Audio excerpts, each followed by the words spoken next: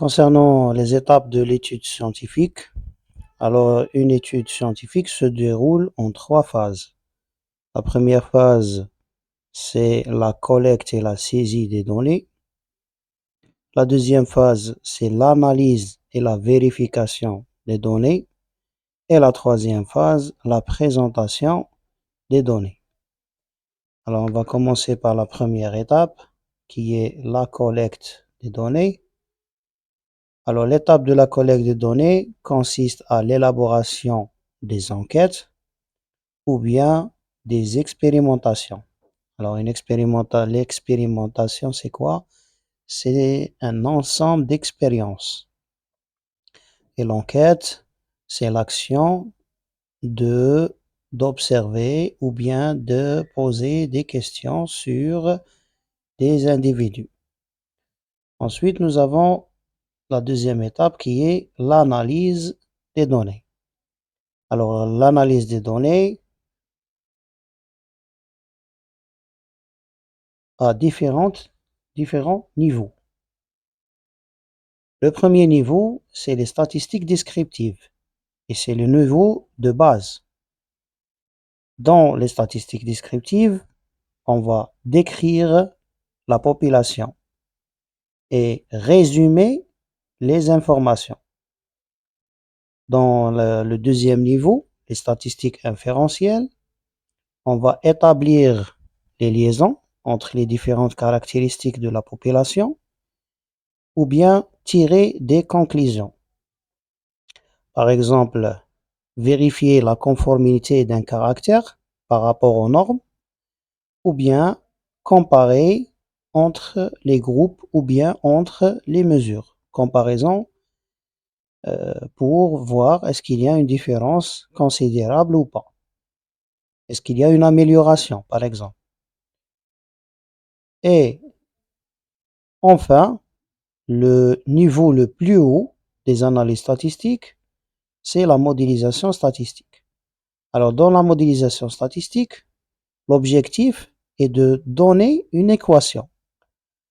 Par exemple, une équation de l'ordre y égale ax plus b, une équation simple, qui explique la survenue d'un événement, d'un phénomène, selon un ou plusieurs facteurs ou bien caractères.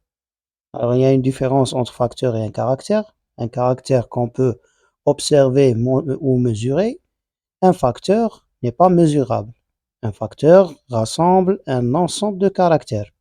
Exemple, les facteurs génétiques, les facteurs métaboliques, facteurs édaphiques, les facteurs bioclimatiques, géoclimatiques, etc., etc. Et pour la dernière étape, la présentation des données. Alors, dans la présentation des données, nous allons présenter dans la méthodologie le type d'étude, l'outil informatique utilisé, l'outil statistique et le seuil de signification. Alors, comme vous voyez dans cette figure, alors nous avons ici le type d'étude, l'outil informatique, les outils statistiques, c'est-à-dire les méthodes d'analyse statistique, et finalement le niveau de seuil de signification. Alors, concernant comment présenter les résultats, on va soit présenter sous forme de paramètres statistiques, de représentations tabulaires ou bien de représentations graphiques. Alors, je vais vous montrer un article. Alors, dans cet article, nous allons voir comment présenter les paramètres statistiques. Alors, par exemple, dans le résumé abstract, vous allez trouver quelques chiffres qui représentent les analyses statistiques.